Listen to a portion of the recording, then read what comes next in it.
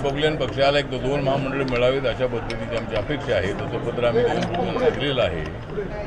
आणि आरपीआयची एक ही मागणी आहे की एक MLC पद आम्हाला मिळावं आणि एक मंत्रिपद सुद्धा आम्हाला मिळावं आणि एक 70-80 तरी जे डायरेक्टर पद जी आहे ती आरपीआयला मिळावी. येणाऱ्या ज्या जिल्हा परिषद महानगरपालिकेच्या निवडणूक आहे त्याच्यामध्ये आरपीआयला संधी मिळावी अशी आमची अपेक्षा.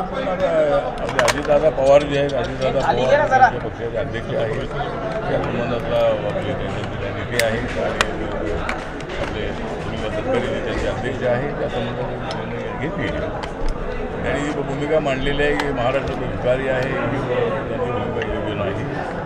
त्यामुळं या संबंधाचा निर्णय लवकरात लवकर घेतील अशी मला अपेक्षा आहे. समाजामध्ये गटांची संख्या जास्त आहे. समाजाला एकत्र आणायचं असेल तर एकच पक्ष असावा, तो रिपब्लिकन पक्ष असावा आणि त्यासाठी समाजातल्या स्थानिक लोकांनी त्याकडे लक्ष देणं गरजेचं. आपल्या शहरामध्ये, आपल्या तालुक्यामध्ये, जिल्ह्यामध्ये गटबाजी आहे. त्या गटबाजीला जर आपल्याला थांबवायचं असेल स्थानिक लोकांनी त्याचा निर्णय घेतला पाहिजे. एकच पक्ष रिपब्लिकन पक्ष त्या नेता कोणी असो, आम्ही जर नेते नसेल चालेल पण रिपब्लिकन पक्ष एकच असावा अशी माझी भूमिका आहे. त्यामुळं जर आम्ही सगळे एकत्र आलो तर आमची महाशक्ती उभी राहू शकते आणि रिपब्लिकन पक्षाची ताकद त्याची फार मोठी आहे. जरी आमचा समाज छोटा असला तरी कुणाला सत्तेवर आणायचं ती बॅलेन्सिंग पॉवर आमची आहे. त्यामुळं एक आरपीआयचं आहे की व्हावं आणि एकच पक्ष आरपीआयचा व्हावं अशी माझी भूमिका आहे.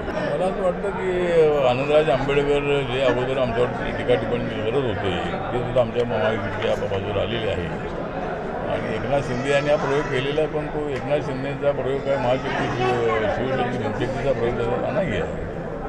खरा प्रयोग होता तो बाळासाहेब ठाकरे आणि आम्ही ज्यावेळेला शिवशक्तीचा केलेला होता त्याची ज्याच्या साऱ्या देशामध्ये झालेली होती आणि आनंदराजचा पाठिंबा घ्यायला हरकत नव्हती. पण त्याला भीमशक्ती शिवशक्तीचं नाव घ्यायला नको होतं. पण ठीक आहे, त्याला नाव त्यांनी दिलेलं आहे.